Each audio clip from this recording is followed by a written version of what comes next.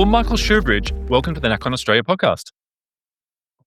Well, thanks very much for having me, Dan. I'm looking forward to our chance to have a bit of a chat. Should be great. Our Australian Prime Minister recently completed a lengthy 6-day official visit to China. You have been critical of elements of that trip in the press, but being charitable, were there any positive elements to come out of it? Well, I suppose the likelihood of having $20 billion of coercive trade measures placed on Australia has momentarily receded. And the fact that an Australian Prime Minister can visit China and meet directly with the president and leader of the Chinese Communist Party, Xi Jinping, and the number 2, Premier Li, that's a good thing. But beyond that, I think the visit mainly met Beijing's interests and did little for Australian interests. Do you think our current trade arrangements with China are still fit for purpose? No, not one bit. And that's because we know the policy direction that the regime in Beijing is on, which is to implement Xi's strategy, economic strategy of dual circulation, which is all about making China's economy less dependent on others' economies, while also making others' economies more dependent on China's. And the problem with that is Beijing wants to use that economic dependency for control and coercion. We see that right now with the supply of rare earths and products made from rare earths, all the kind of specialized magnets that go into global manufacturing. China is controlling access to its to rare earth and rare earth products from China, and it has a dominant global market position. So it's wielding that economic power against multiple countries right now.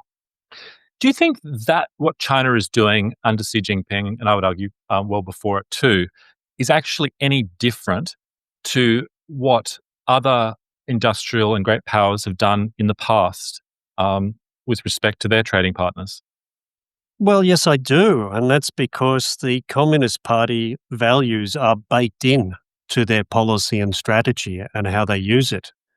So one powerful effect already in the Australia-China political relationship is the silencing of our Prime Minister and senior ministers from talking about anything to do with China as a military or strategic threat. The price of cooperation with the regime in Beijing is silence on the downsides of how they operate.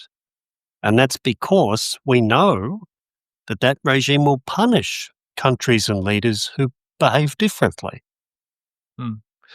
So J.D. Vance has a great line where he says the dumbest of all possible foreign policy solutions for our country, meaning the US, but I think it applies equally to Australia, is that we should let China make all our stuff and we should fight a war with China. And I think that characterizes the thinking of the political class to a great extent in China, in Australia, but also particularly on the political right, where we engage in a lot of butchy talk, Churchillian talk about the threat of Xi Jinping's China, but that nevertheless insist on a trade agreement which allows 100% of Chinese manufactured goods to come in duty-free. Do you think that's a fair assessment of thinking on the right in Australia? Well, not really, because I think it's more a case of deliberate, willful blindness. And I think this is a bipartisan problem. The Labor Party has it, and the coalition parties have it. And that is this, we've got two policy trajectories. One, our economic policy. Two, our security policy. And our economic policy is to become even more dependent on the Chinese economy, which will, of course, let Xi Jinping have even more leverage over us, over our company governance. What practically can be done, though, Michael? I mean, Well, we can talk about that, but the second bipartisan element in the national policy is right when we're doubling down on our economic dependence on China's economy, we're also doubling down on our security dependence on America. And those two countries are engaged in strategic competition that credibly could lead to war. So we're sort of, if China's the wharf and the US is the ship, they're moving apart, and our plan is to have one foot on each. Yeah. So again, um, we I hear a lot of complaints from people in the business community and strategic analysts and the like that China has rigged the political the trading system, global trading system, and it engages in predatory behavior, mercantilist behavior. Choose your adjective.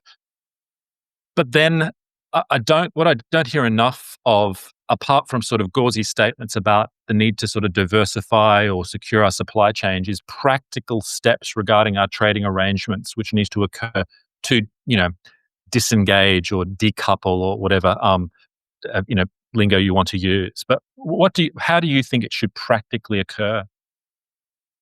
Well, I think for a start, we should differentiate between the kinds of things we're currently selling to China and break this ridiculous assumption and mindset that the China market is the essential big market.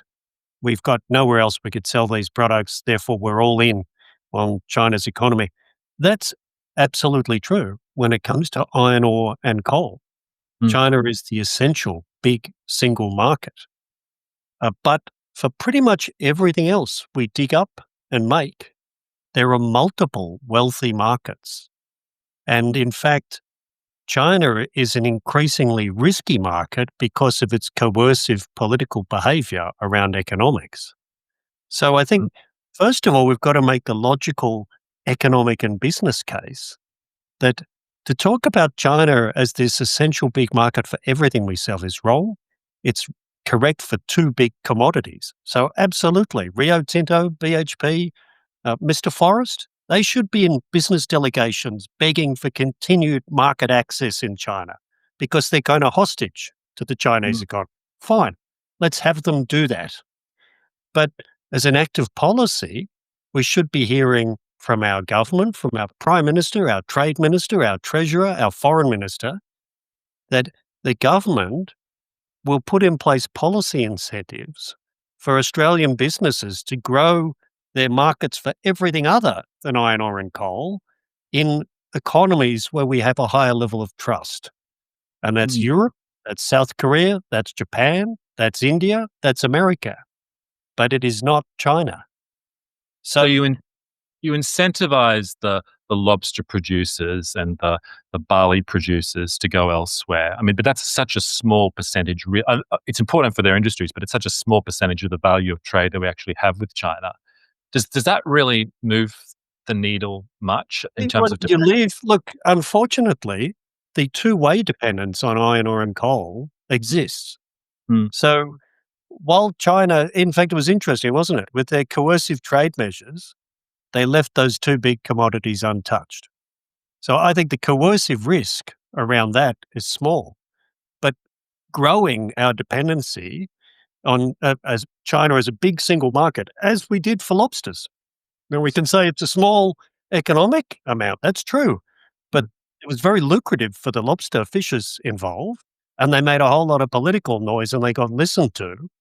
So it does matter if companies are dumb enough to make themselves overly dependent on the Chinese economy, and it Mm. matters politically. So uh, the a law in economics is the law of big numbers. Big numbers are made up by a set of smaller numbers. So for everything but iron ore and coal, we need to have our company's revenues made up by a series of small numbers from small trusted markets rather than the big, lazy, all-in bet on China. You talked about not only the dependence that we have on China in terms of the primary produce that we sell there, but also a dependence on imports, which I think is a point that is often not emphasized enough. We increasingly rely on all our manufactured goods from China or related countries. Can Australia be an industrial power as long as it currently maintains its current trade arrangements with China? And secondly, can we be a credible military power if we do not have a strong, broad-based industrial sector? Well, we're not an industrial power. We are a seller of resources, whether it's minerals or energy or agriculture, and services. So we are not a manufacturing economy. And that's because of political and regulatory policy settings and the mindsets of Australian business people. There are small, successful manufacturing entities in Australia, but they generally serve the mining, agriculture, and health sectors and not our military sector. Yes, we can be a more credible military power if we turn those successful companies from not just supporting high technology mining, agriculture, and health, but turn that to defense use.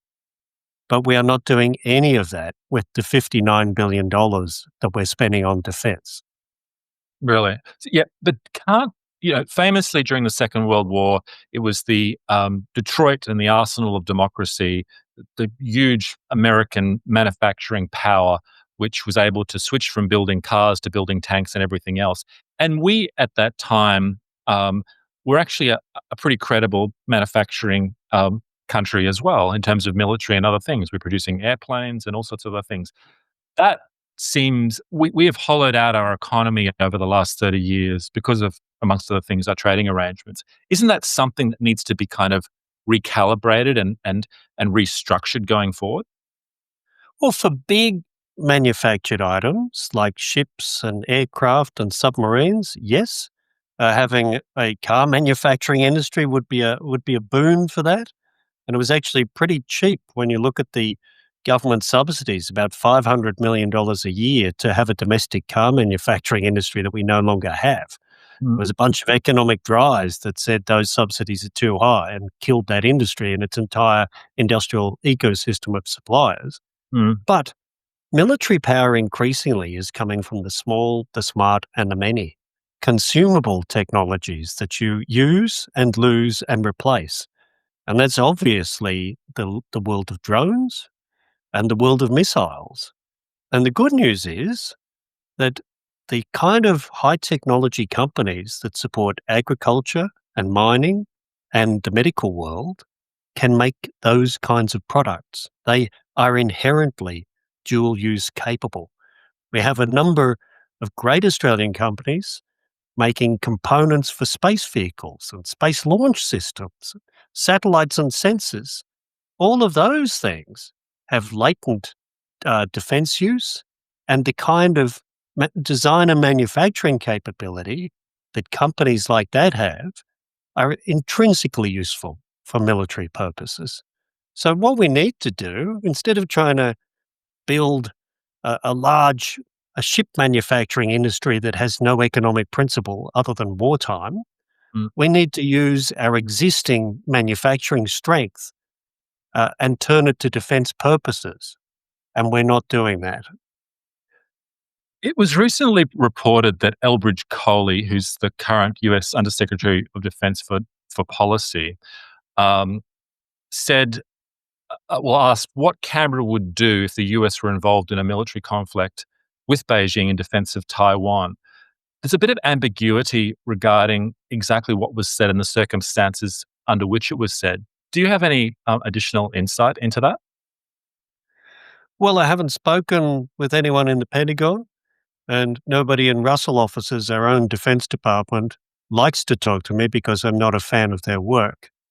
However, I do have some insights based on long professional engagement with Americans, including time in our embassy and time in strategic policy as the head of strategic policy here in defense and time in intelligence agencies. So I've been around this mulberry bush many times before. And what I can say is it's disturbing that a senior Pentagon official would see the need to go public on this kind of discussion. That tells me the Pentagon and the Trump administration has much more doubt about core elements of the Australia-US alliance than I experienced in my professional working relationship in government. So that's a problem, the fact that they have seen the need to go public. But the reaction back here is playing into this thing that we've seen from Prime Minister Albanese, where he's proudly underinvesting in our own security because the Americans have asked us to invest more. And therefore, it's a statement of sovereign strength to be militarily weak. And for some bizarre reason, politically, that seems to be working for him. So, and the way it's working out on this Colby question is, how dare any American ask for a cast iron commitment from an Australian government about committing to a war in Taiwan? They've got a policy of strategic ambiguity on Taiwan themselves, so they're asking us for something they won't even do themselves. How very dare they? Mm. I don't think that's what's going on at all.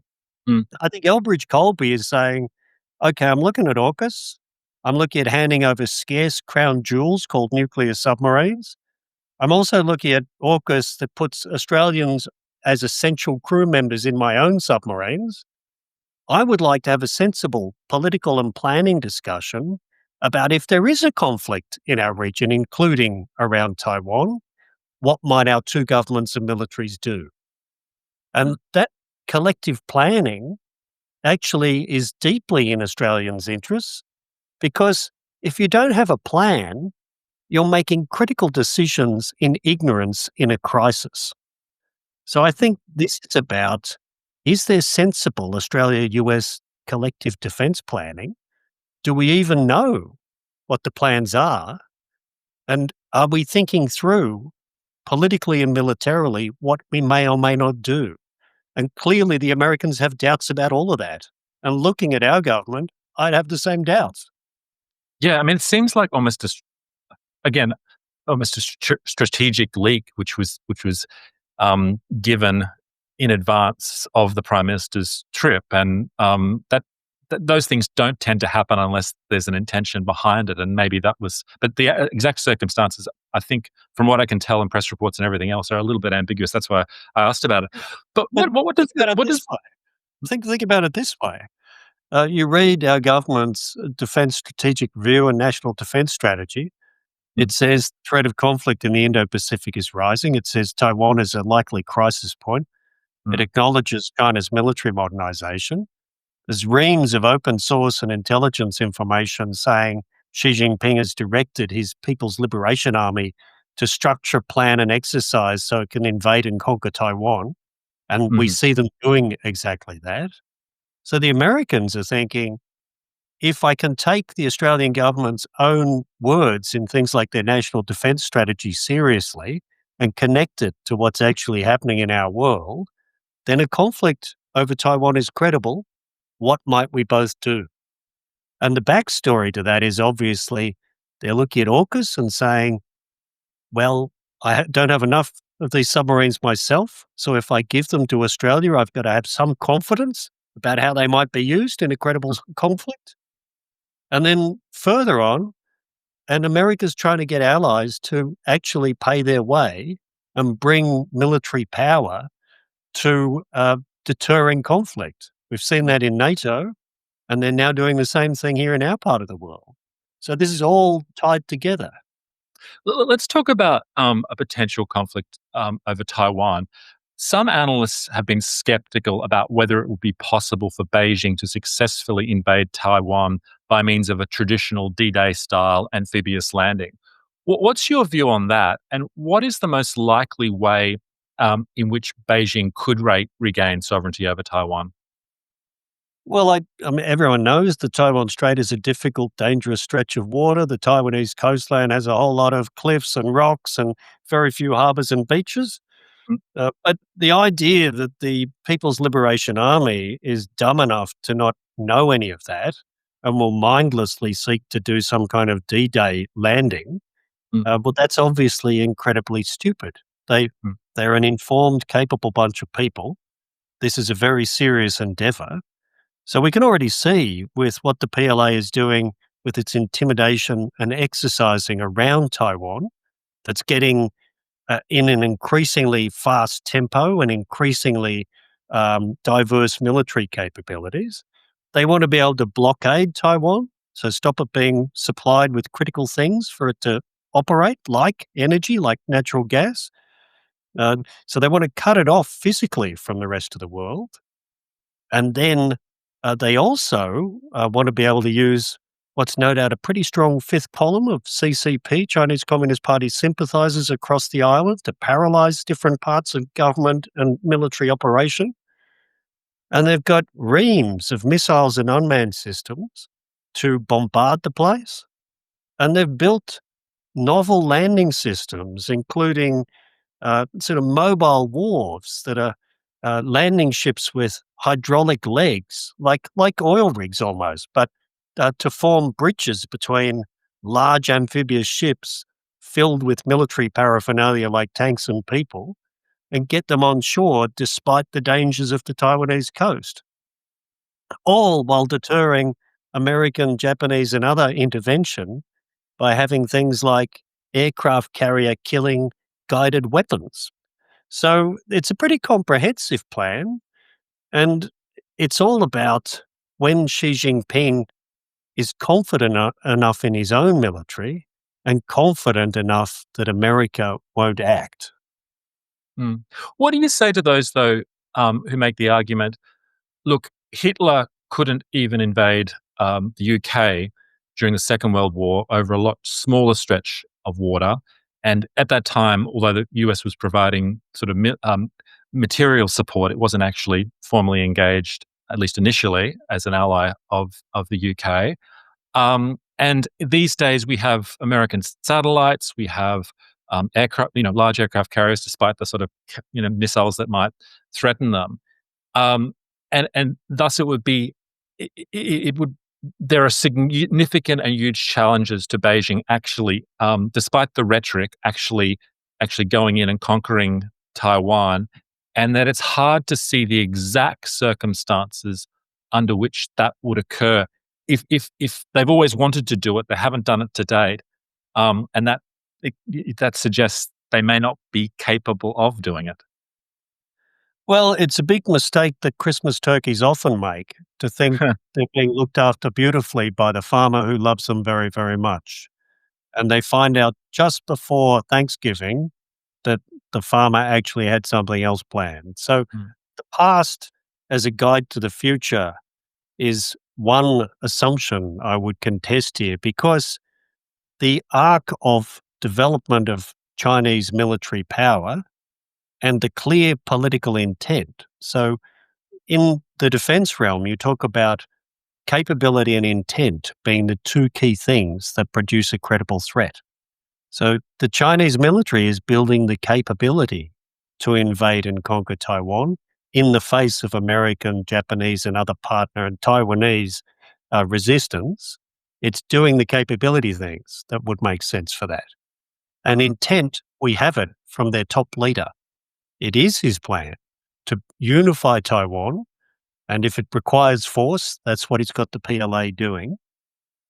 And so picking the particular key moment where they decide to actually implement the plan they're creating with the military power they're building, well, that would require a much more successful crystal ball than any human has ever had. So the idea that, well, if it's true it's a credible threat, we must know the timing, is just very silly. It's a rising credible threat based on shifting balance of military power towards Beijing and a particular priority in China around seizing Taiwan. So the threat's getting more credible and more real as time passes. Hmm. I believe it's correct to say that you are not uncritical of the AUKUS agreement. But how would your views differ from someone like Bob Carr, who actually came on this podcast previously, and others like Malcolm Turnbull, at your views on AUKUS? Well, I do have a fundamental difference with Bob Carr, which is I'm not pro-Beijing. I think the Chinese Communist Party is an anathema for the Chinese people, and it is toxic for every government and entity that engages with it. And Beijing is a credible military threat to the security of our region. So I have fundamental differences with Mr. Carr, and I will be on the right side of history. Mr. Turnbull, well, I would agree with a lot of the substance of what he says about the simple challenges that the US and UK both have producing the submarines they need for their own navies. Mm. And so if you just look, the Americans have been spending billions of dollars for 6 or more years now to increase the production rate of Virginia-class submarines and now the big new Columbia ballistic missile submarines they're building. And they have failed to increase their production rate. They're still bumping along. In fact, it went backwards towards the end of last year. They were producing at about 1.2 boats a year. It fell back to just over 1.1.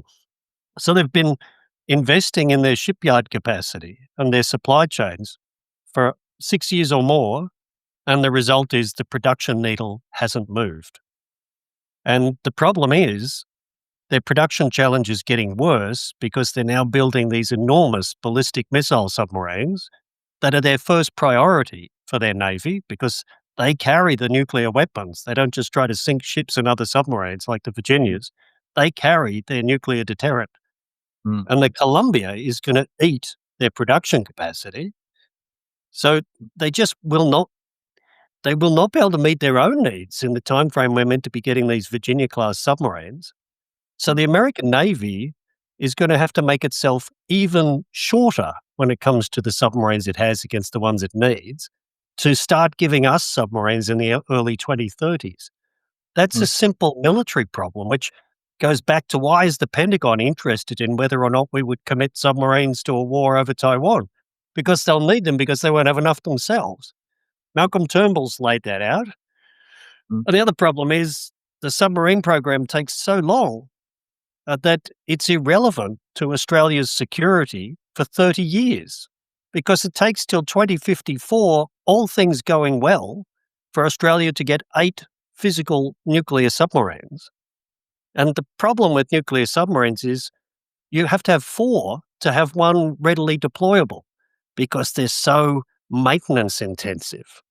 So it takes 30 years from now for an Australian Prime Minister to be able to look at the Chief of our Navy and say, I'd like you to send 1 submarine there and 1 submarine somewhere else. That's not a strategic deterrent. And that's So- before we to the UK production problems. Yeah. So what should be done then? I mean, in your view, because we've got this.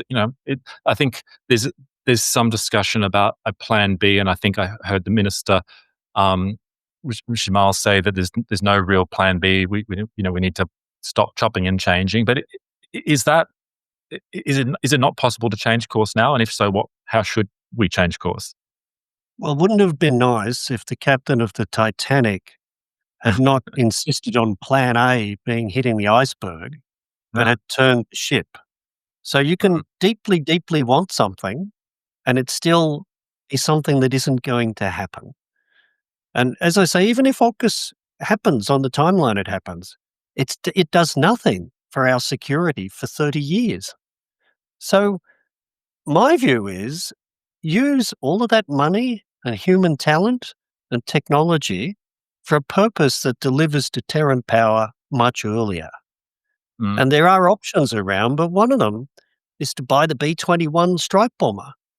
Those things are in production now, low-rate production in America.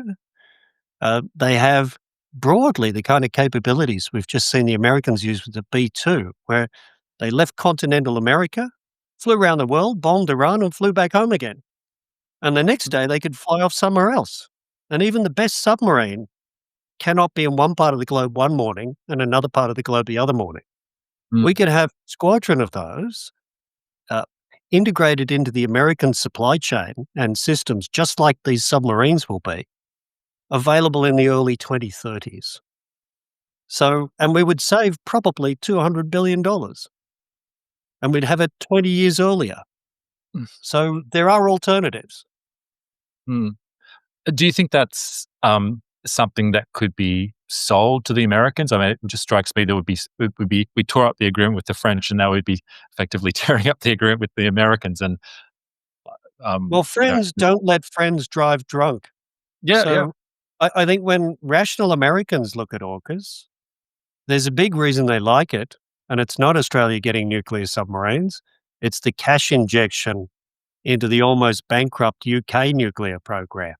Mm. It's us helping rebuild the fallen-in west wing of the manor house that the UK family is living in, called their nuclear industry. Interesting. So Yeah. that's something the Americans no doubt like. But if they look rationally at what AUKUS is doing to Australia's military capability, Mm. it's bankrupting the rest of our military to pay for getting 8 submarines over a 30-year timeframe. Mm. And so they end up with a much less powerful, effective Australian ally by letting us persist with AUKUS.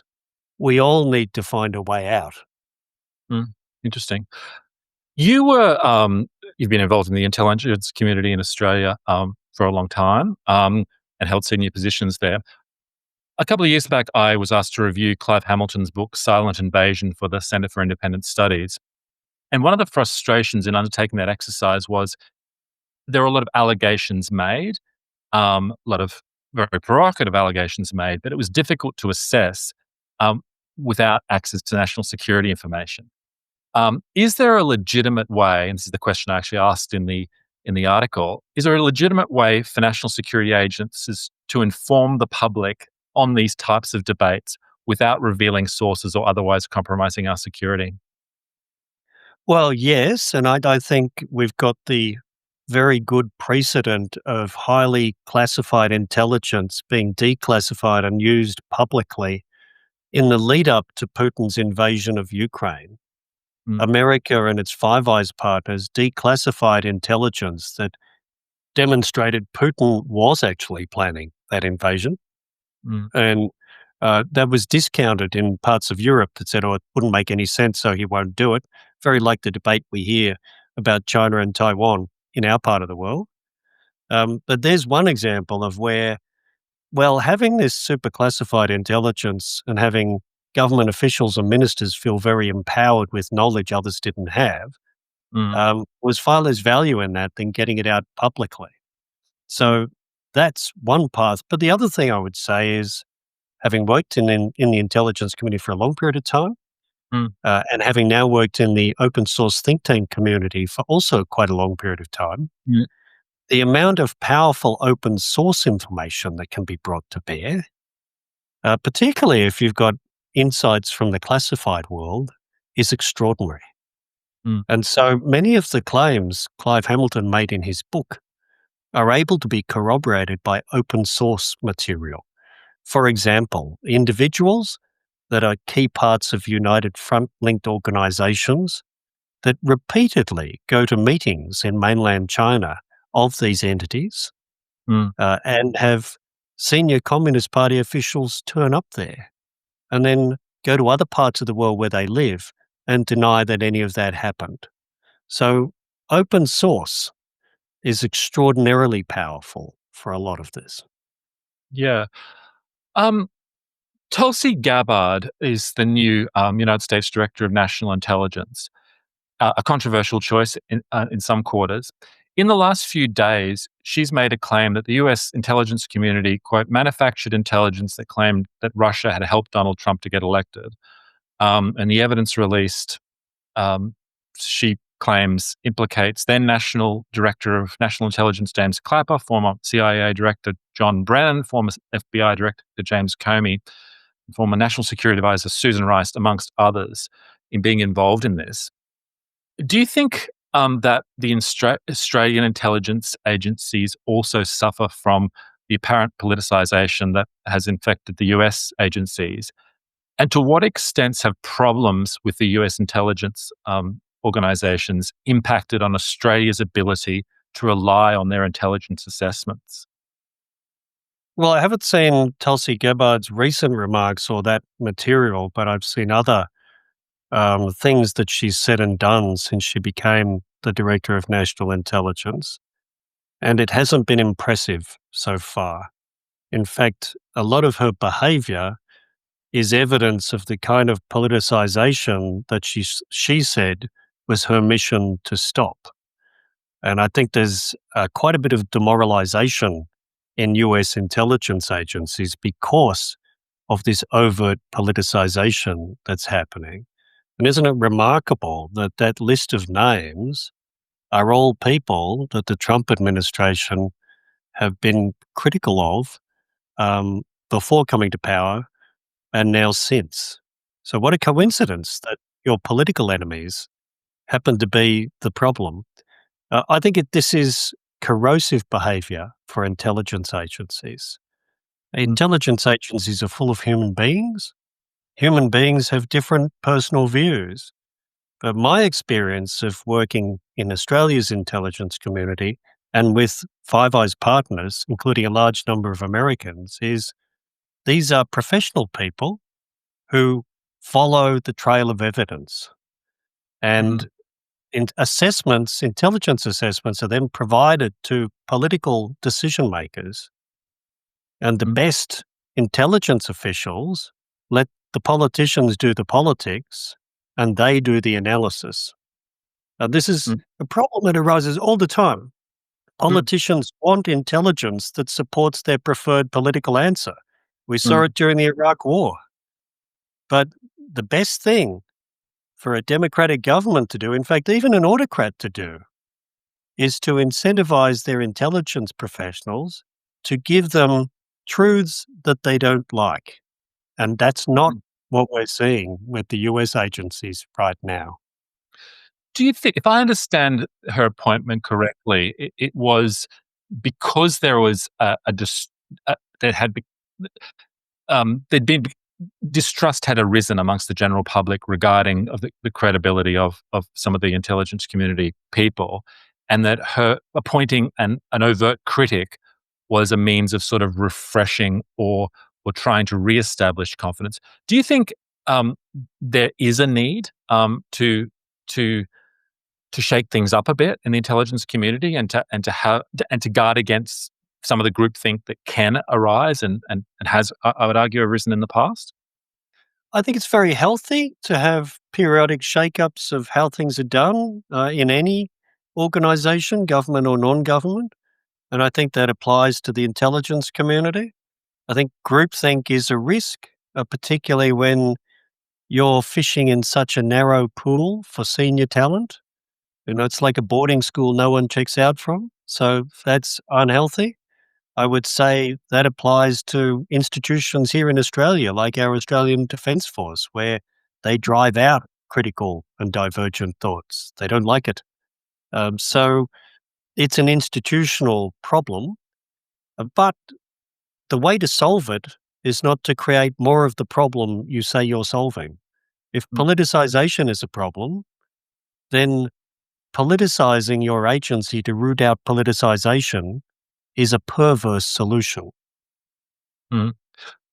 Ha- there has been a major change in the foreign policy outlook of the United States since the first Trump administration and certainly under this new Trump administration, which I think is fair to say that it's a lot more skeptical of foreign interventions, and a lot more critical of the foreign policy of the last 30 plus years, with all the um, interventions that have taken place in places like Iraq, Libya, Afghanistan, and the like. Do you think there has been a similar change in Canberra in that regard, or are people still operating as though the Trump administration and their thinking is an aberration or somehow illegitimate? Well, I certainly think that Canberra is in a state of denial, and as are the major political parties. So, in fact, the Labor Party and the Labor government seems to even go further. And not only do they think, well, Trump is an aberration, so he's only got a 4-year term, so let's just hold our breath.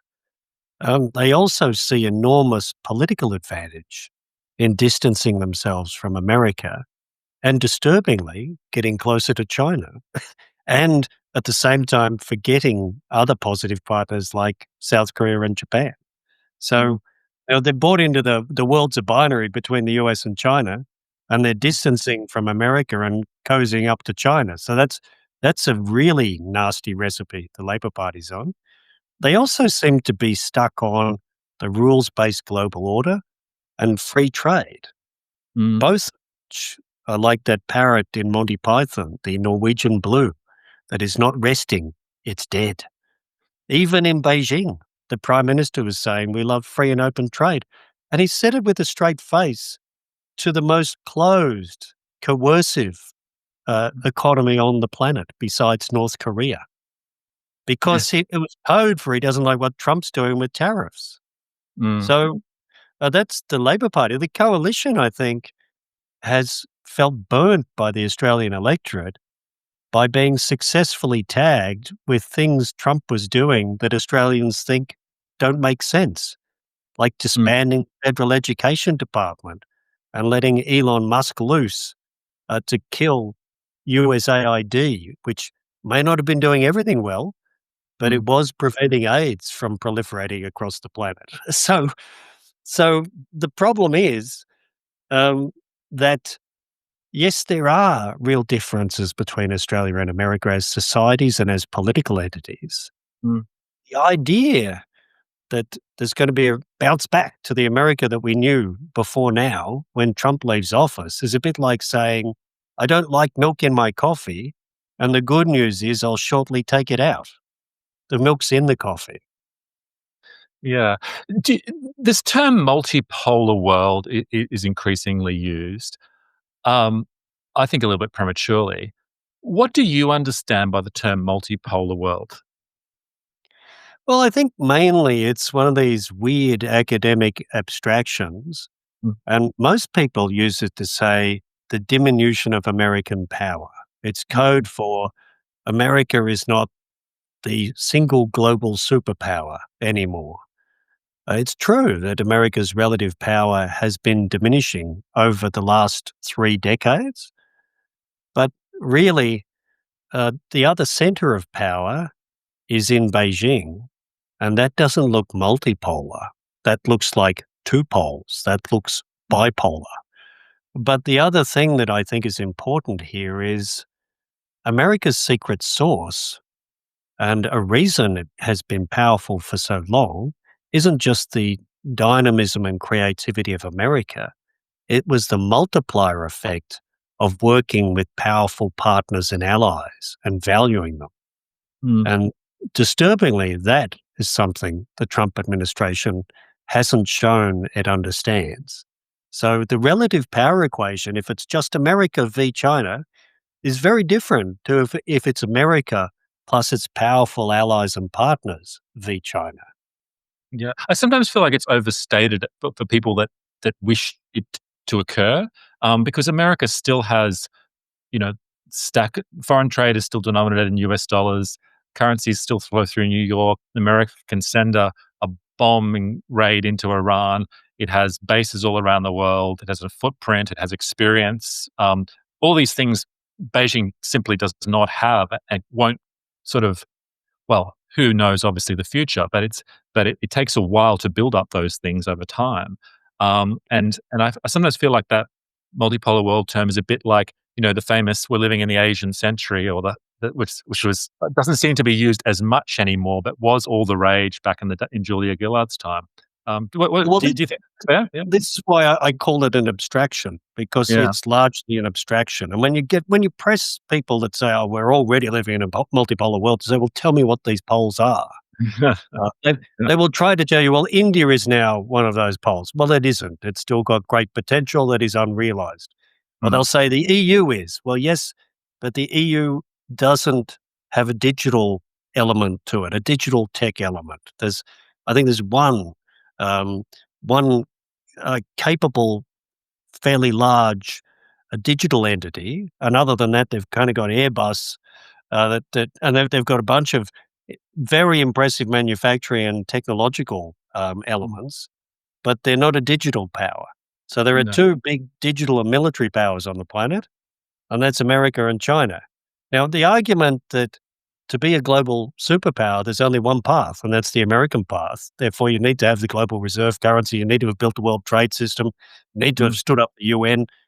No, there are other paths to global power, and China's been pursuing some of those, like dominance of global supply chains, as we were talking about at the start, like seeing the global south, all the poorer, less developed countries of the world, as a key source of power and influence, and getting them into debt financing through the Belt and Road and spreading your cheap manufactured goods to those markets. So Mm. grabbing markets that others aren't interested in. So there are other ways to global power. And look at what's happening with Beijing's successful silencing of a democratic government called Australia. Yeah. There are different ways to power. Yeah. Changing tack a little bit, Professor David Betts is the professor of war and modern and in the modern world at King's College in London, and an expert in civil war globally. And he's attracted a bit of attention recently because he argues there's a strong likelihood of civil war in the UK and in other parts of the West over the next 5 years because of ethnic conflict. Is that something we pay not enough attention to because we're focused on, grand strategy and the defense of Taiwan and other things? Well, it kind of reminds me of the way counterterrorism, terrorism caught us all napping with 9/11. It Mm, was a threat that was rising in plain sight, but because it was something that governments weren't tuned to look at, people didn't take it as seriously as they should have until it had already become an extreme threat. So, social cohesion and social division is the only way we've scrabbled towards looking at this problem in Australia. mm, But people that feel disempowered and feel like others are getting all the power and goodies and they're not getting any of them. So when they feel disenfranchised, in history that has led to civil conflict. Um, and you can see in Australia the step from being really angry and saying something about it and then doing something like setting fire to a synagogue or beating somebody up. mm, It's not that big a step when anger has got really powerful in your community. mm, And you can see some of that happening in the UK and in Europe and in America, and to a lesser extent here. And that's one of the reasons that these new political entities, whether it's the Alternative for Deutschland or mm, Reform, uh, or elements of the Trump Republican Party, have risen to power because they're a channel for that grievance and resentment about the way things are going. And if you don't find a channel for it, violence is a path it can take. mm. But do you think, I mean, it's a very provocative claim, and he is, as a tenured professor and was an expert in this area, um, do, what can be done about it if that is true, or do you not take it? Well, Um, I don't really like. I'm not. I follow the UK a bit. UK mm, politics a bit. Obviously, the mm, UK is a security and political actor, and as an economic actor, I don't drill really deeply into demographics and social yeah, cohesion. So I see reporting of violence on their streets, and some of it's mm, ethnically driven, and some of it seems to be driven by economic disadvantage. mm, Or plain thuggery in the case of soccer gangs. So, there's lots of mm, reasons for it. I think if you're gonna have a civil war, you kinda need armaments spread in your civil community, and I mm, don't think the UK is replete with that. mm. The US has much more of that than the UK. So, Yeah. I I can see increased social division and increased social violence in the Western world. That's something that I think we can see happening, and I think we should take it seriously rather than be mugged by a reality as we were with terrorism. Yeah. Again, changing gears. Um, Many of us have young family members who have expressed an interest in joining the military. What areas do you think would be most beneficial for them to focus on in the years ahead? Well, I would say I wouldn't join the Australian military now without a shift in how the organisation is acquiring military power. Because it's so rusted on to having a very small number of exquisite things like F-35 aircraft and submarines and large surface ships that it's missing the wave of military power out of the small, the smart, and the many drone and counter drone warfare. And we talked a bit about that around the economics of the defense industry. So, um, an Australian military that is not equipped with the small, the smart, and the many in volumes that it can use, lose, and replace is not a military I would be encouraging my children to join. Mm. But if there is that political direction out of whoever is the Minister for Defence and the Prime Minister now and in the future, and if a reluctant bureaucracy can be forced to do what it doesn't want to do, then I think there's a sense of service in the Australian population, and there's a sense of awareness that we're living in dangerous times. And the military can become a very attractive place to live out that sense of purpose, but Mm. only if they actually are equipped with the systems and weapons that we know they would need to keep themselves safe and succeed. Yeah. Final question, Michael. Paint an optimistic view of the future. In 10 years' time, ideally, what sort of changes would you like to see in our military, intelligence, and industrial policy to make sure that Australia is better prepared for the challenges ahead? Well, I don't want to wait 10 years. I want to see $2 billion of the $59 billion being spent this year directed at smart Australian medium and small companies that are providing solutions that the Ukrainians are using. So, drone and counter drone systems and unmanned submarines that come at a fraction of the price of the smallest surface ship the Navy has. So, I want to see that investment in Australian industry and in Australian creativity that equips our military, makes it more powerful, and us all safer, and lets us bring more military power to an alliance relationship with America that is less reliable and more demanding. I want to see that in the next 1, 2, and 3 years, not 10. Mm. In 10 years' time, I want to see us have had a fundamental reappraisal about the risks of deepening our economic and political engagement with an authoritarian regime centered on the Chinese Communist Party in Beijing, and have our business community understand that these geopolitical and security risks are their business, not just the government's. Mm. And I want Australian government that's able to talk honestly to the Australian people about the security challenges and threats we face, and not wrap it up in meaningless bumper stickers like engage always, cooperate where we can, disagree where we must, and hug pandas whenever I see them. So a bit of honesty. Yeah. And also, I think politically, Mm. wouldn't it be nice to have a political party that was attracting increasing popular support and was able to form government, rather than look at our major parties now, which have falling membership, falling shares of the popular vote, and are delivered office by the electoral algorithm, not because anyone wants them to govern? Mm. And intelligence community, are there changes that you'd like to see there to make us better Yes, I prepared? would. I would love to see them stop commissioning reviewers that tell them they're doing wonderfully well, because those reviewers worked there not long ago and are best mates with all the agency heads and that chap they met at the club last week.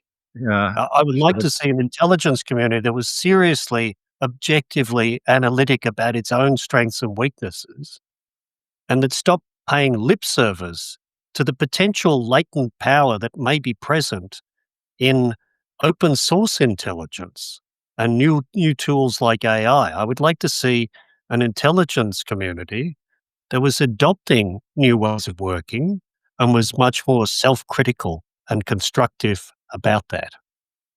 Well, that's part of the work that you do, is trying to contest, with your experience, some of the bad ideas and suggest good ideas to our defence forces and government and others. If people want to find out more about you and your work, or just tune in, what's the best way for them to do that? And I'll pop it all on the show notes. Well, strategicanalysis.org is the website. They can just type in Strategic Analysis Australia into any search engine and we'll take them there. We've got short articles and longer form publications. And they should also tune into the Grumpy Strategist podcast, which is available on Apple, Spotify, YouTube, and other feeds. I've recently discovered it and enjoying it. Thanks again, Michael. Really appreciate your time. And I'll pop it up online so everyone can benefit from this interview. Take it easy. Thanks very much, Dan. Great to talk with you. Bye. See you. Yep.